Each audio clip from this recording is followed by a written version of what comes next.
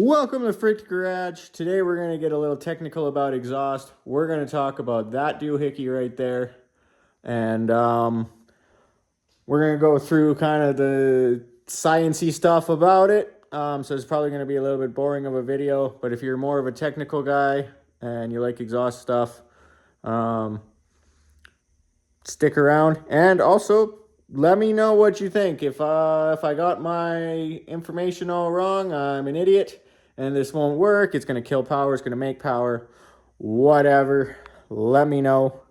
So yeah, let's get into it. All right, time to finally get on to the next step of this, and that is the exhaust. Now this is kind of your normal exhaust setup. You got your headers, you got your X pipe, you got connectors or whatever, flanges, you got your mufflers, and you got your tailpipes and whatever piping you need in between.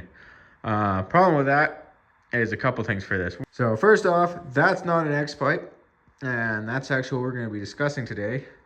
And two, with how short this system needs to be, we need to do a little bit of reconfiguring here. That's better.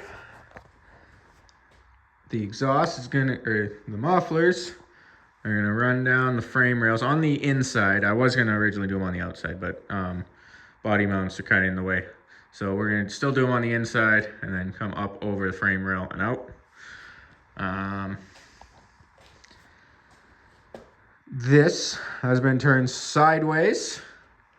What actually started this concept for me, I have an X pipe in the Avalanche, and it goes the traditional way, in, out, out.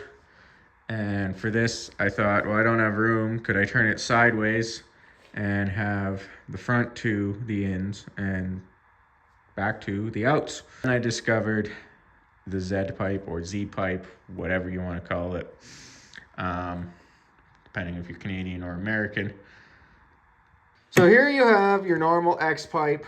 So you have your headers, and it moves over to your X pipe and out your exhaust and whatnot. And for the most part, like, this is generally how it works.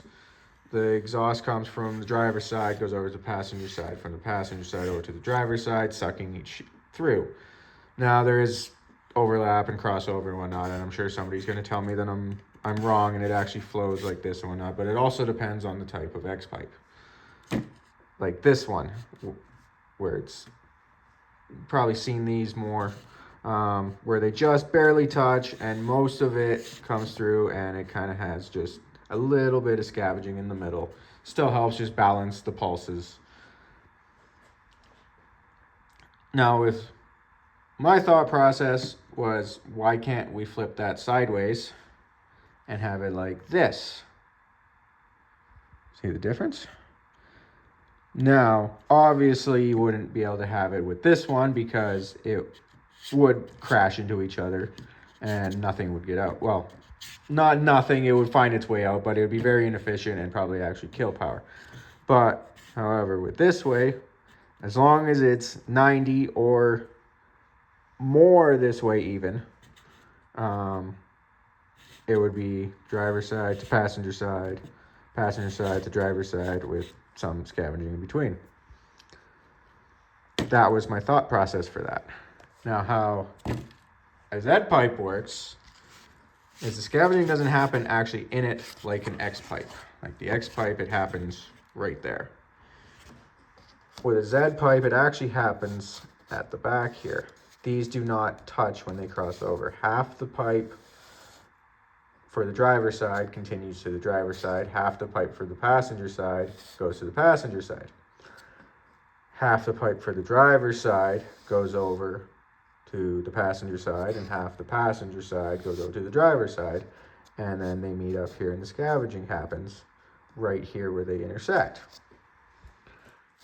Now, how I have mine is sideways, but it's still the same concept. Driver's side stays on driver's side, but the driver's side also crosses over to the passenger side.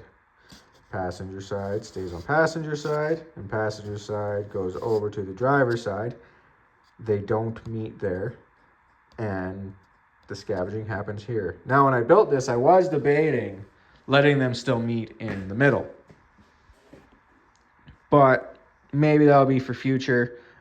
This one, just a prototype, just proof of concept. That's why it looks horrible. I did it just out of steel with a MIG welder. Eventually, I'd like to get a TIG welder and do nice ones out of stainless.